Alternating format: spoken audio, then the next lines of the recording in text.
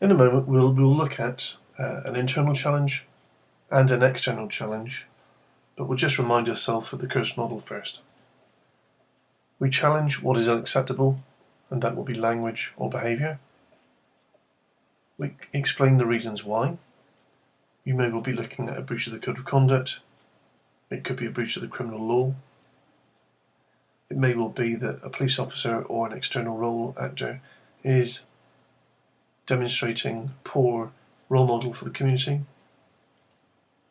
We'll be looking to establish a solution, which could be as simple and as short as stop now, but may need an action plan which has got short and long-term aspects to it, which will be smarter in its approach, which means there's an end goal you're trying to find, and which will be enforced, because what's the point in coming up with a solution if we don't make sure it happens?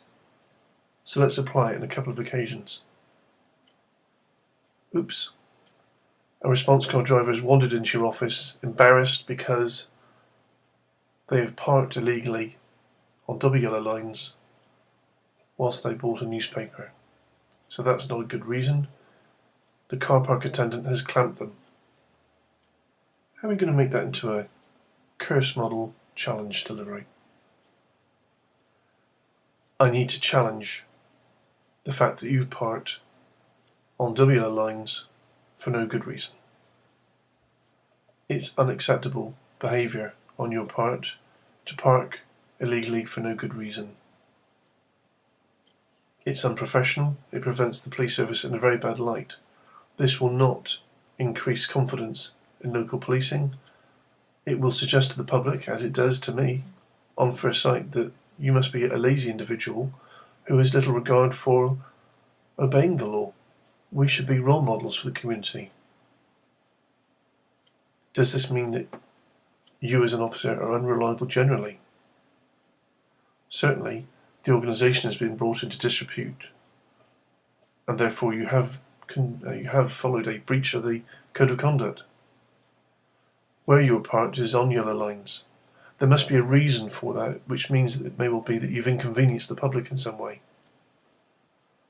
And having no police vehicle available to us at this moment means you've reduced temporarily our capacity to deliver a quality of service. The first thing is, do not park like this again. As this is a personal breach of the law, then I would expect you as the individual to be paying the fine yourself. And I'll be wanting you to make sure you're focusing on doing the job right in the future. I want to know that I can trust you. And so, how will I enforce that? Well, I'm going to be monitoring your driving issues. I'll be checking that you've paid the fine. I'll be monitoring for other forms of potential laziness. And I'll review in 1 month. I'll link to the PDR. I'd want to find something positive to say. If I don't know the individual, I have no more information available, I would want to remark about the value that response car drivers have for the organisation. There may be a point of welfare to check.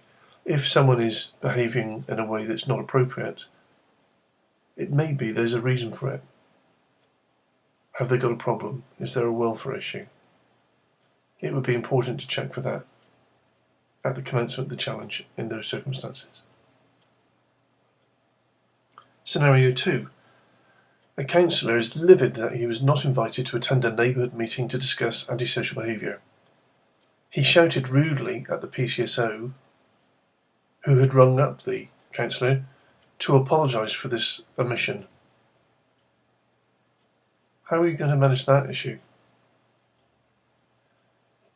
Well, you're meeting the role actor, you're going to check the facts first of all, and once they're confirmed, you're going to challenge that behaviour towards a member of your staff.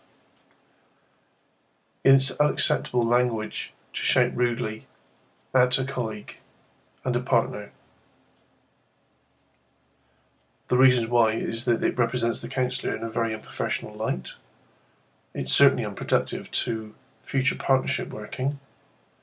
The counsellor elected represents individuals within their ward, but also represents the council generally, and in this way it's been very poorly. The police and council are partners. The first rule about partnership working is understanding that at times people are human and make mistakes, and that we need to try and make sure that those aren't repeated. And of course, we also need to say that it's completely unnecessary to shout in this way. Simply discussing it would have resolved the issue. Remember, the member of staff had already recognised their error and was ringing to apologise, which was a very reasonable step to take at that point. The solution is, please, councillor, stop now. Do not shout at my colleagues. As you explore the issue, you may well suggest that they might think it appropriate that an apology is relevant. You may well suggest that the role actor should meet with the PCSO in order to discuss how we can make sure that the problems don't happen in the future.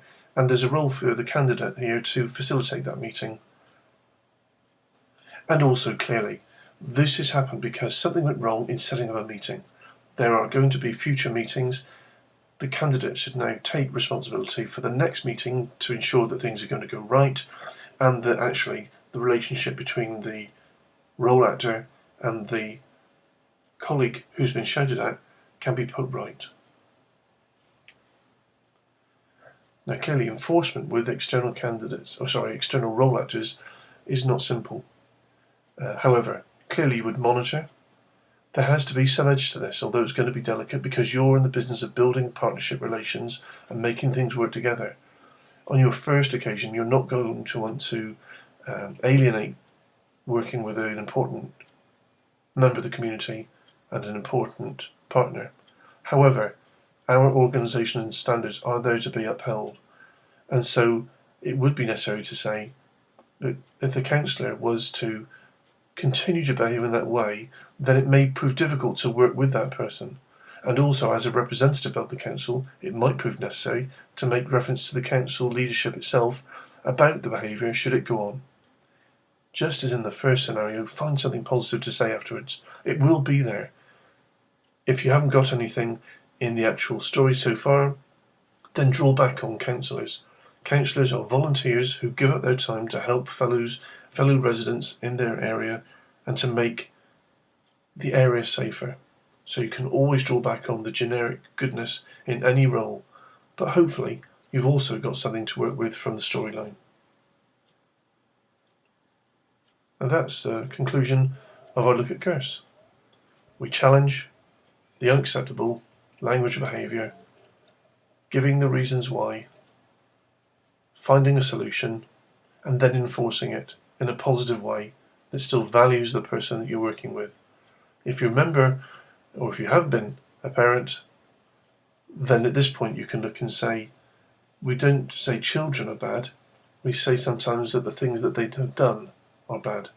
It's an important distinction which respects individuals and is positive in dealing with them, but allows everybody to move forwards and onwards at the end of it.